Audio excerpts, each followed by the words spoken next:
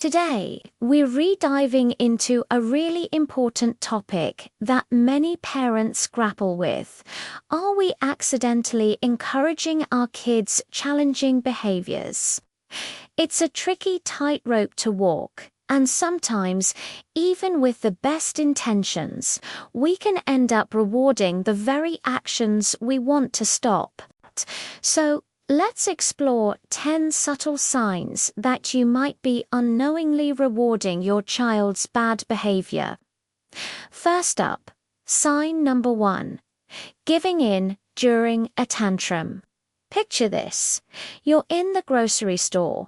Your child starts screaming for candy, and to quiet them down, you just buy it. We've all been there. But when we do this, the lesson they learn is if I make a big scene, I get what I want. It's a short-term fix that unfortunately reinforces the tantrum as an effective strategy for them. Sign number 2 is negotiating with them when they're defiant. Let's say you ask your child to clean their room and they flat out refuse. If your next step is to start bargaining, okay, just put away the toys and I'll do the rest, you reteaching them that defiance opens the door to negotiation. They learn that saying no gives them power to change the rules instead of learning to follow instructions. Moving on to sign number 3. Excessive attention for negative actions. Kids crave attention, and they aren't always picky about how they get it. If your child gets a lengthy lecture and your undivided focus every time they act out, but their good behavior goes unnoticed, they'll quickly figure out which button to push to get you to engage with them. Sometimes, even negative attention feels better than no attention at all. Sign number 4 is making excuses for their behavior. Saying things like, oh, he's just tired or she's just being a kid when they misbehaved can send the wrong message. While context is important, consistently excusing poor choices prevents them from understanding accountability. It tells them that their actions do and have real consequences because there's always a reason they re not at fault. Next, sign number 5, inconsistent consequences. If you threaten to take away screen time for talking back, but do and follow through every single time, the rule loses its power.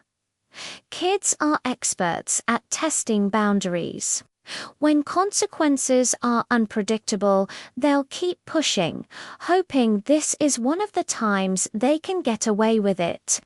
Consistency is the bedrock of effective discipline. Sign number 6 is laughing at misbehavior.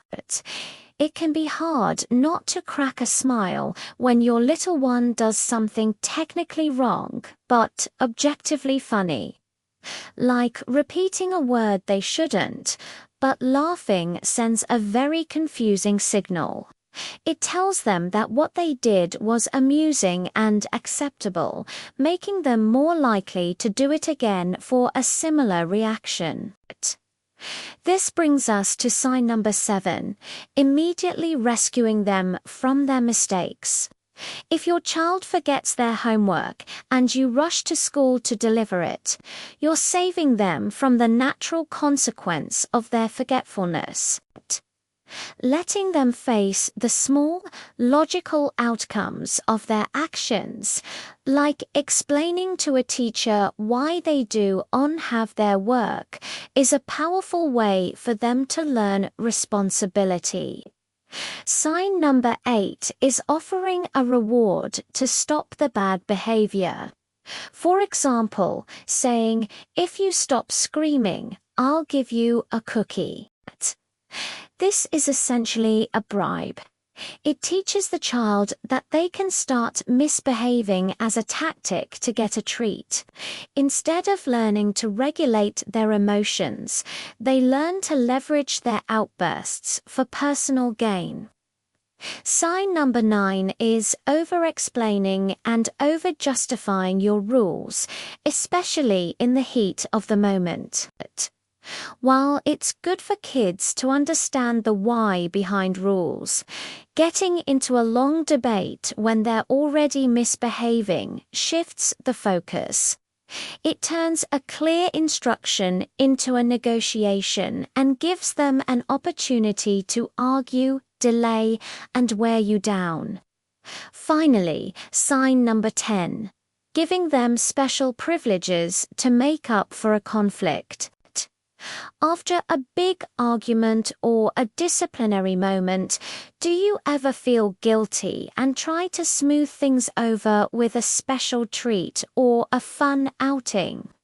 This can inadvertently teach your child that a fight is followed by a reward, which can subtly encourage more conflict in the future. Parenting is a journey of learning and adjusting. Recognizing these patterns isn't about blame, it's about empowerment. By making small shifts, we can guide our children toward better behavior more effectively. What are your thoughts? Share them in the comments below. If you found this video helpful, please give it a thumbs up and subscribe for more content. Thanks for watching, and we'll see you in the next one.